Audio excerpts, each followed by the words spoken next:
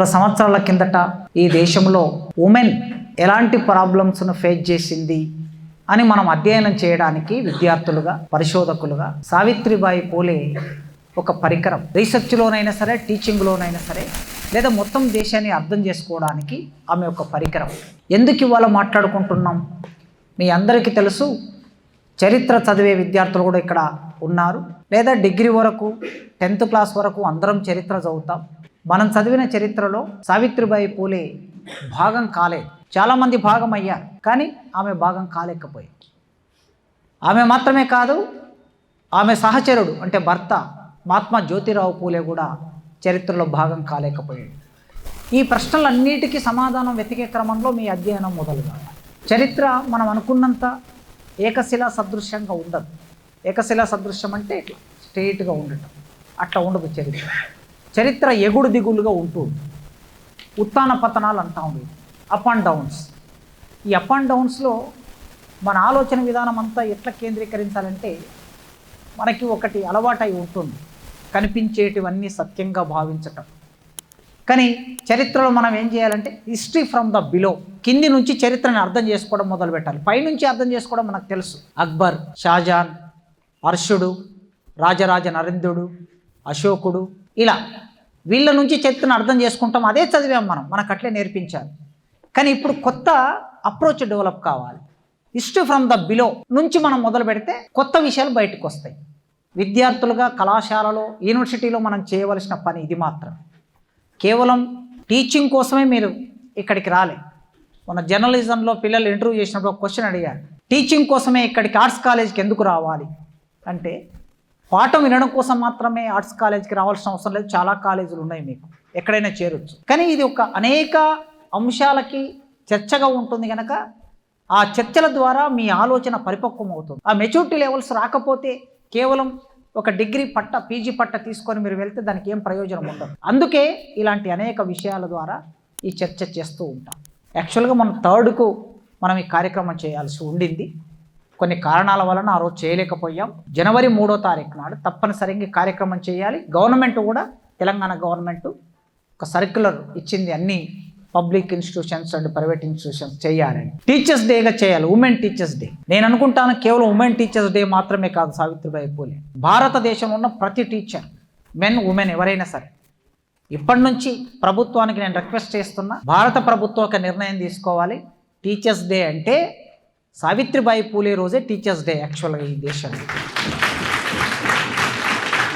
ఇప్పుడు మనం జరుపుతున్న టీచర్స్ డే సర్వేపల్లి రాధాకృష్ణ జన్మదినాన్ని టీచర్స్ డే జరుపుతున్నాం. సెప్టెంబర్ 5, 1885 సెప్టెంబర్ 5లో పుట్టాడు ఆయన.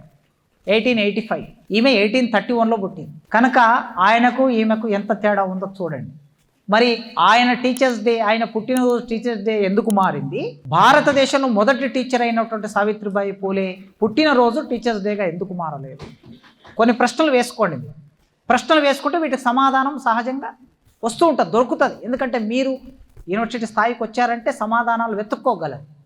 అందుకే మన అధ్యయనం అంతా కొత్త చూపుతో ఉండడానికి ఇలాంటి కార్యక్రమాలు రెగ్యులర్గా నిర్వహిస్తూ ఉంటాం. ముఖ్యంగా ఉమెన్ ఎంపవర్మెంట్ సెల్, ఉమెన్కు సంబంధించిన డిస్క్రిమినేషన్, హరాస్మెంట్, అట్రాసిటీస్, వీటన్నిటి గురించి బయట చాలా చర్చ జరుగుతుంటుంది. యూనివర్సిటీలో కూడా డిస్క్రిమినేషన్ ఉంటుంది, ఉమెన్ మీద డిస్క్రిమినేషన్ ఉంటుంది.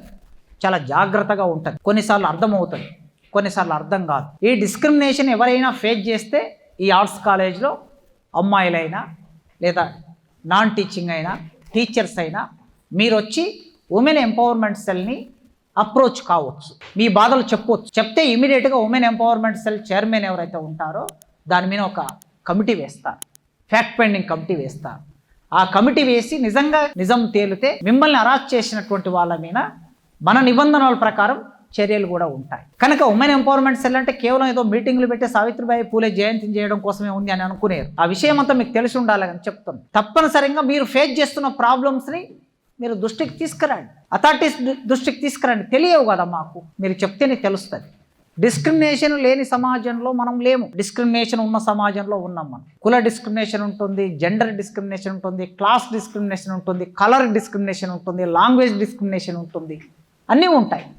ఇలాంటి సమాజంలో ఉన్నప్పుడు నిజంగా వాటి వలన మనం ఫేస్ చేస్తూ ఈ డిస్క్రిమినేషన్స్ లేని సమాజం కోసం ఆలోచిస్తున్నాం.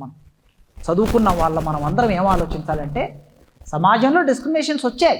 ఒక కాలంలో ఆనాటి పరిస్థితుల మేరకి, ఆనాటి అవసరాల మేరకి అసమానతలు ఉన్నాయి. ఈ అసమానతలు ఉన్నాయని చెప్పేసి వాటి గురించి మాట్లాడుకుంటూ ఒకరికి మధ్యలో ద్వేషాలు పెంచటము కాకుండా, ఆ డిస్క్రిమినేషన్స్ పోవడానికి మనం ఏం చేస్తాం? చదువుకున్న వాళ్ళుగా, ఇక్కడికి వచ్చిన వాళ్ళుగా నేనున్నాను అనుకోండి, నేను కూడా ఒక డిస్క్రిమినేషన్కు గురయ్యాను అని నేను మాట్లాడటం అనేది సమంజసం కాదు. అవుతుండొచ్చు, కానీ దానికి వ్యతిరేకంగా నేను ఫైట్ చేసే ఒక చైతన్యం, ఒక ఆలోచన, నాలెడ్జ్ నాకు ఈ సమాజం ఇచ్చింది. అందుకే లర్న్ పీపుల్ ఇక్కడ ఉన్నాం మనం, మీరైనా మేమైనా. సమాజంలో కాస్త చించగలిగిన మేధావులం ఇక్కడ ఉన్నాం. అందువలన ఈ డిస్క్రిమినేషన్స్ లేని సమాజం గురించి మనం అందరం ప్రయత్నం చేయాలి. మన దృష్టికి వచ్చినప్పుడు వెంటనే ఆలోచించాలి. సామూహికంగా ప్రయత్నం చేయాలి. ఒక్కరం ప్రయత్నం చేస్తే ఒక్కొక్కసారి సాధ్యం కాదు. సామూహికంగా ప్రయత్నం చేయడానికి కావలసిన నాలెడ్జ్ ఒక్కొక్కసారి మనం ఇలాంటి అంబేద్కర్ జయంతి ఒక సందర్భంలో జరుపుతాం, పూలే జయంతి మరో సందర్భంలో జరుపుతాం, సావిత్రిబాయి పూలే జయంతి ఇంకో సందర్భంలో జరుపుతాం, గాంధీ జయంతి ఇంకో సందర్భంలో జరుపుతాం. ఇట్లా ఒక్కొక్కరు మనం ఫ్రీడమ్ ఫైటర్స్ కావచ్చు, లేదా మన నేషనల్ లీడర్స్ కావచ్చు, సంఘ సంస్కర్తలు కావచ్చు, ఎవరైనా సరే అందరూ మనకు సమానమే దేశంలో. వారందరి కంట్రిబ్యూషన్ మనం తీసుకుంటాం. వాళ్ళ పట్ల మనకు భిన్నాభిప్రాయాలు ఉండొచ్చు, అది వ్యక్తిగతమైన విషయాలు. వాళ్ళు చేసినటువంటి పని పట్ల భిన్నాభిప్రాయం, నాకు గాంధీ పట్ల భిన్నాభిప్రాయాలు ఉన్నాయి, నా వ్యక్తిగత అభిప్రాయం అది. కానీ ఒక సొసైటీలో మనం మాట్లాడుతున్నప్పుడు మాత్రం సామరస్యంగా మాట్లాడడం కూడా ఒక ప్రాసెస్లో భాగంగా నేర్చుకోవాలి. దానికోసం ఈ కార్యక్రమం నిర్వహిస్తున్నాం. 11 మెంబర్స్తో ఉమెన్ ఎంపవర్మెంట్ సెల్ ఉన్నది ఇక్కడ. మీరు ఎప్పుడైనా సరే వాళ్ళని అప్రోచ్ కావచ్చు. మీకు కూడా కొత్త ఐడియాస్ ఉంటాయి. అమ్మాయిలకి ఏదన్నా కార్యక్రమం చేద్దామనే ఐడియా ఉంటుంది. ఐడియా ఉన్నప్పుడు వాళ్ళకు వచ్చి చెప్పండి. ఇలాంటి అకాడమిక్ యాక్టివిటీస్ చేయడానికి మనం ఎక్కడ వెనక్కిపోయే పరిస్థితి ఉండదు. రెగ్యులర్గా టీచింగ్లో భాగంగా ఇలాంటి డిస్కషన్ చేద్దాం. మేడం గారు మనం అడగగానే, సూర్యపల్లి సుజాత గారు మనం అడగగానే ఒప్పుకొని ఈ కార్యక్రమానికి వచ్చారు. మళ్ళొక్కసారి సావిత్రిబాయి పూలే జయంతి సందర్భంగా మీ అందరికీ శుభాకాంక్షలు తెలియజేస్తూ, నమస్కారం తెలియజేస్తూ, థ్యాంక్ యూ.